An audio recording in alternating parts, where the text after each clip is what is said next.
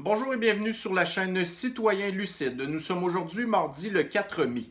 Donc, un petit peu comme la plupart d'entre vous, regardez, on connaît des gens là, dans notre vie, hein, et là, on sait très bien que nous avons les pro-thérapies géniques et les anti-thérapies géniques. Mais là, dans notre entourage, on n'a pas le choix à un moment donné. On le sait que de plus en plus de nos proches vont être thérapigénisés pour toutes sortes de raisons, que ce soit des variantaux anxieux ou qu'ils soient tout simplement très apeurés par la sniffles. Alors là, dans mon entourage immédiat, j'ai malheureusement plusieurs personnes qui ont été thérapigénisées, mais écoutez, c'est pas nécessairement le genre de choses qu'on va commencer à parler avec eux en détail. Là, déjà en partant, on est un petit peu déçu qu'ils fassent ça, là, même si on comprend leurs raisons puis tout. Là. Mais moi, en tout cas, personnellement, des autres personnes qui l'avaient été avant, ben, j'ai pas commencé à m'informer exactement comment ça se passait. Mais je vous dirais que j'avais quand même un doute, par exemple. Donc, déjà en partant, la plupart des personnes qui vont se faire thérapie génisée sont pas au courant de grand-chose, là. Tu sais, à part que, tu sais, tout ce qu'ils ont entendu parler de la sniffles à la TV, ben là, tu sais, regardez, là, tout ce qu'on leur dit, apparemment, c'est que la façon de pouvoir s'en sortir, ça va être de se faire thérapie génisée, puis ils n'ont pas plus d'informations que ça. Alors, je vais juste vous expliquer un petit peu comment ça fonctionne dans les cliniques de thérapie génisation, OK? Donc, vous avez un rendez-vous, après ça, vous arrivez à la clinique, là, vous attendez un petit peu, après ça, on va caler votre nom, et là, il y a quelqu'un qui va faire quelque chose qui est ultra crucial, OK? Donc, la personne, l'infirmière, ou en tout cas, la personne qui va s'occuper de vous envoyer le truc dans le bras, va vous demander si vous donnez votre consentement pour pouvoir recevoir la thérapie génisation. Alors là, si vous dites non, ben c'est sûr que tout s'arrête là, puis ciao bye, vous vous en allez. Mais si vous dites oui, eh bien à ce moment-là, le procédé va continuer. Par contre, le problème, c'est que la personne qui vous fait dans le fond, l'injection, OK, oui, elle vous demande votre consentement, mais elle ne vous donne pas les possibles complications qui peuvent arriver. OK? Fait que là, elle vous demande votre consentement, puis là-dessus, vous allez avoir plein de gens qui vont dire « Ah oui, moi, je te donne mon consentement. J'ai tellement hâte de revoir ma liberté, puis de pouvoir recommencer à vivre normalement, et aussi de pouvoir être protégé contre la fameuse sniffles. » Bon, OK. Alors là, vous vous faites faire ça, patati patata, et ensuite de ça, vous retournez dans la salle d'attente, et là, vous devez attendre pendant 15 minutes. Le temps de voir si vous n'avez pas une réaction grave qui pourrait arriver tout de suite. Puis là, ben, vous allez avoir du personnel soignant qui va s'occuper de vous. Bon. Alors, pendant votre 15 minutes, on vous remet 2 documents à lire pendant que vous êtes assis dans la salle d'attente. OK? Alors, voici le premier document. Alors, bien sûr, là, je ne vous demanderai pas de sortir votre télescope pour lire ça, là, malgré que, bon, je vais y aller comme ça. Alors, premier document qu'on vous donne à lire. Donc, ça, c'est remis par le gouvernement. Donc, ça nous dit ici, dans l'entête, nous avons thérapie génique à ARN messager contre la sniffles 19. On nous dit la thérapie génisation, la meilleure protection, et ce document-là est intitulé, là, en tout cas, a été daté du 31 mars 2021. Donc, ça nous dit aussi ici, la thérapie génisation est le meilleur moyen de protection contre la sniffles 19 et ses complications. Elle s'ajoute aux autres mesures telles que la distanciation physique, le port du masque médical ou du couvre-visage et le lavage des mains. Donc, on nous dit que la thérapie génisation est la meilleure protection en plus de la distanciation physique, blablabla, toutes les autres mesures de fascisme sanitaire. Bon. Alors, là, ici, évidemment, il faut qu'on nous fasse de la petite propagande et on nous dit dans le petit tableau ici, alors, maladie, sniffles 19, signes et symptômes, fièvre, toux, difficulté à respirer, perte de l'odorat, fatigue, mal de tête, douleurs musculaires, nausées, vomissements, diarrhée, atteinte de l'état général. Donc, la majorité de ces symptômes-là sont exactement les mêmes que l'influenza, là. Majorité. Donc, il y en a quelques-uns de particuliers, mais bon. Complications possibles. Pneumonie et autres problèmes respiratoires, problèmes cardiaques, problèmes neurologiques, décès. Bon. Alors, la thérapie-génisation. La thérapie-génisation est le meilleur moyen de protection contre la Sniffles 19 et ses complications. La thérapie-génisation ARN messager contre la Sniffles 19 est recommandée à l'ensemble de la population âgée de 16 ans et plus. C'est totalement faux. Le document a été écrit le 31 mars 2021. Tous les thérapies géniques n'avaient même pas été essayées sur des gens de 16 ans et plus. Et là, on nous dit qu'il est recommandé pour les gens de 16 ans et plus. C'est totalement faux. Des études se poursuivent pour son utilisation chez les personnes âgées de moins de 16 ans. 2 doses de la thérapie génique ARN messager contre la Sniffles 19 sont nécessaires. Bon, mais là, voyez-vous, on sait très bien qu'il va y avoir le thérapie génique de Johnson & Johnson qui est le seul à avoir une seule dose. Alors ici, ils auraient déjà pu préparer leur lettre, mais bon, peut-être qu'ils vont l'ajuster, là, ça serait surprenant. Mais en tout cas, ces 2 doses sont administrées par voie intramusculaire. Après la première dose, l'efficacité de la thérapie génique ARN messager est de 92%. Quoi? Mais non, c'est pas vrai pantoute, ça. Je pense que la première dose te donne peut-être genre 65% d'efficacité, puis c'est ta deuxième dose qui est supposée t'amener apparemment à 92%. Puis là, on dit 92%, mais ça dépend des thérapies géniques, là. Tu sais, vous avez celle de Pfizer, vous avez Moderna, vous avez AstraZeneca, ils ne sont pas toutes à 92%. C'est pas vrai. La deuxième dose sert surtout à assurer une protection à long terme. Maudite merde, mais c'est même pas vrai, ça, là. C'est de la désinformation. Dans le contexte actuel de propagation très élevé de la Sniffles 19, wow, là, j'ai pas vu les chiffres, là, mais hier, il y avait genre 800 cas là, de Sniffles partout dans la province. C'est vraiment contagieux, hein? L'administration de la deuxième dose peut être portée afin de permettre à plus de gens d'être thérapie-génisés. Selon qui? Selon les fabricants, OK?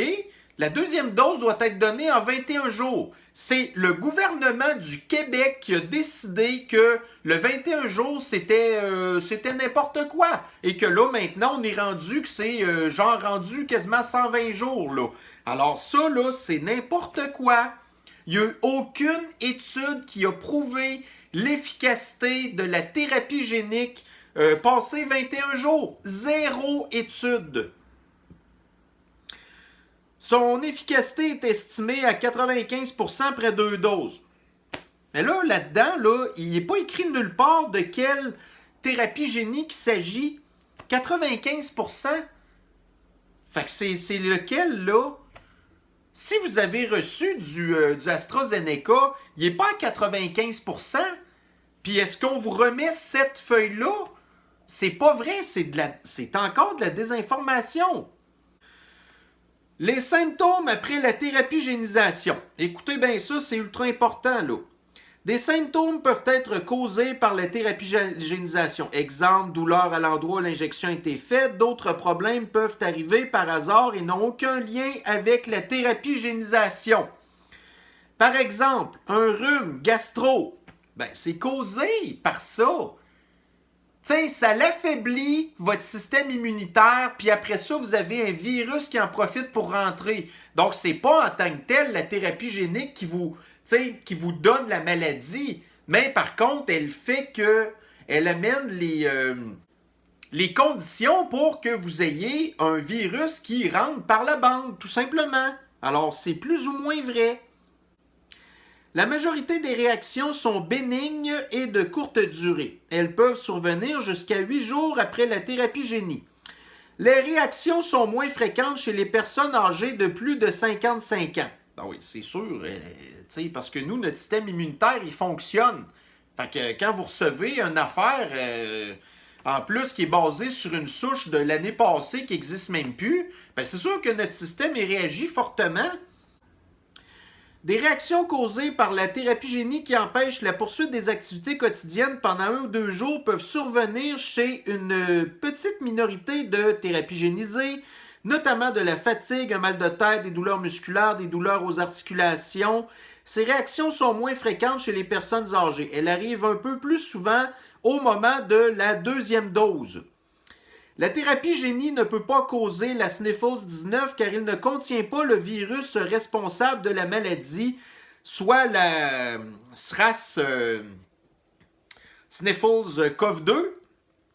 Par contre, une personne qui a été en contact avec le virus durant les jours précédents ou suivant la thérapie génie pourrait quand même faire la Sniffles 19. Donc, ça vient de nous dire que ça ne nous empêche pas de tomber malade.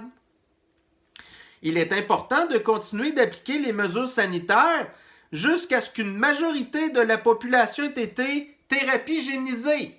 Propagande. Hein? Fait que là encore là, les personnes qui lisent ça vont dire « Oh, les maudits anti-thérapie génie, c'est à cause de eux qu'on est encore dans le fascisme sanitaire. » Ben oui, tu sais. Pour les personnes qui ont eu la Sniffles 19 avant la première dose de la thérapie génie, une seule dose est nécessaire. Même s'il n'y a pas de risque à administrer 2 doses de thérapie génie à quelqu'un qui a eu la Sniffles 19, la fréquence des réactions indésirables est plus élevée. De plus, la 2e dose n'apporte aucune protection supplémentaire pour ces personnes. Y a-t-il des études de ça? En tout cas, moi, je suis très informé et j'ai pas entendu parler de ça.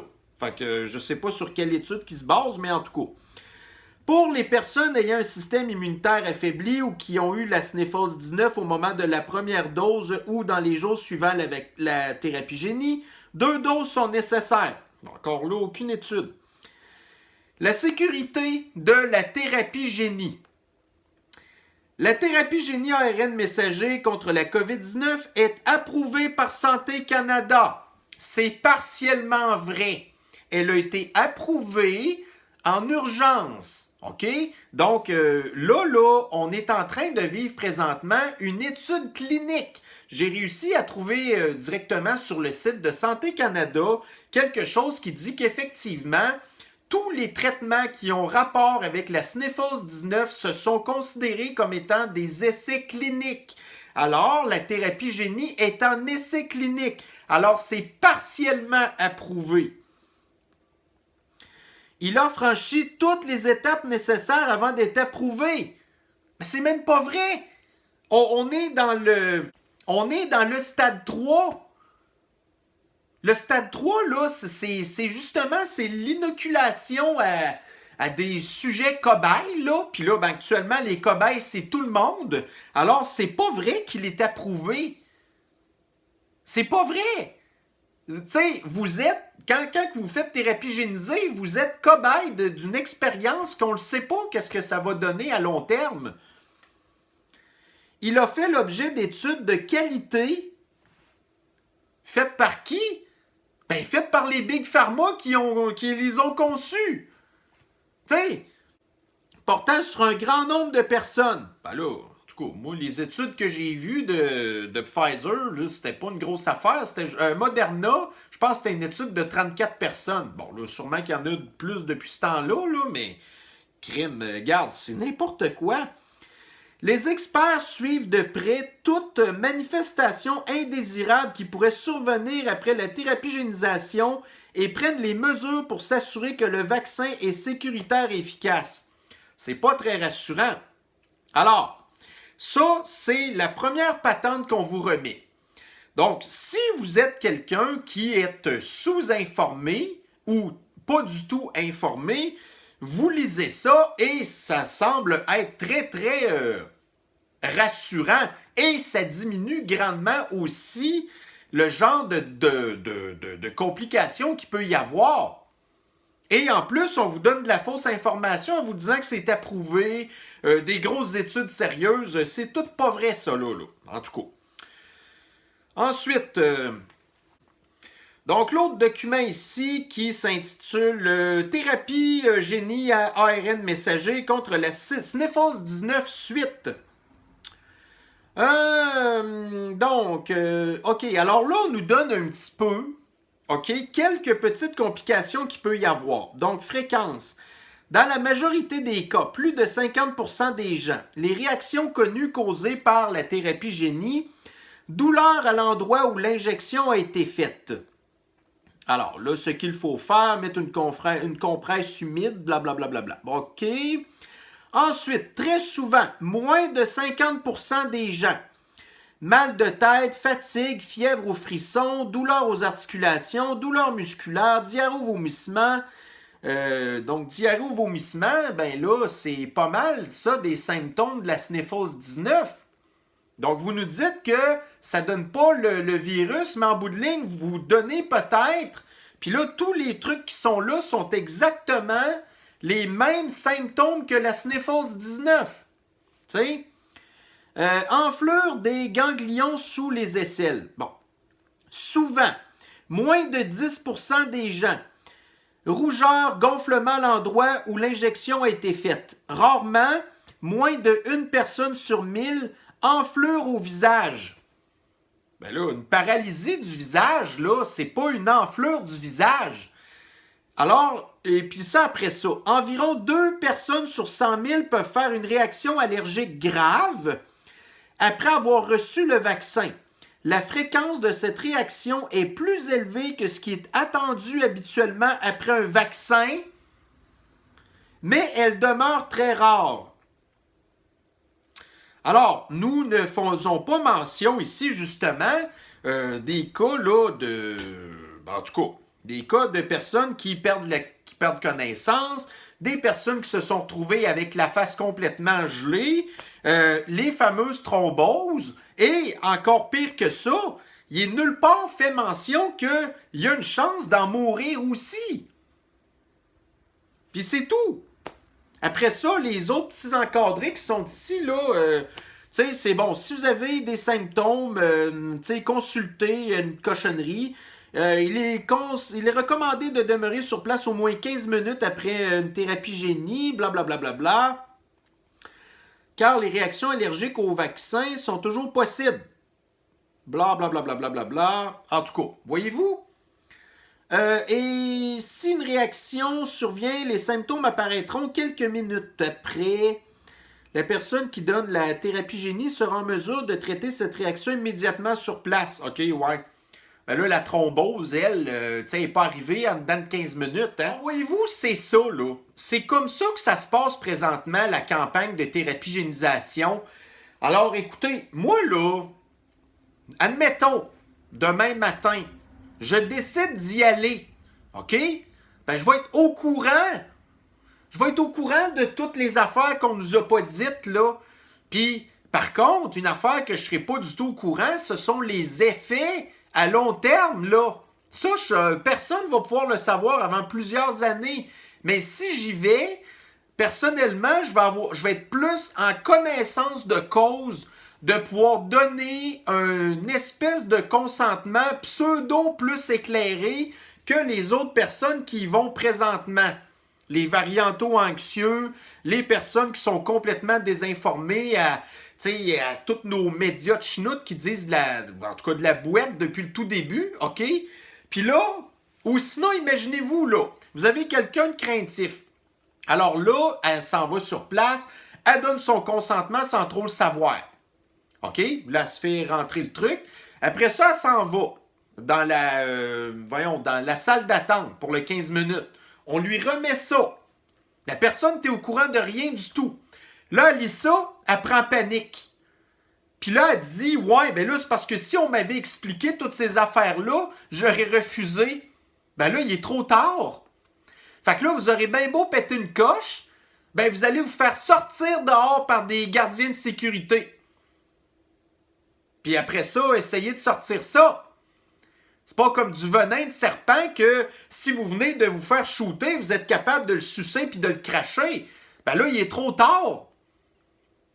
Fait que c'est ça que vous appelez avoir un consentement éclairé? Ben moi, je suis désolé, mais ça fonctionne pas. Donc, pour faire une espèce de petit parallèle avec une situation de la vie normale, prenez, admettons, une fille qui s'appelle Julie. OK? Julie a 32 ans.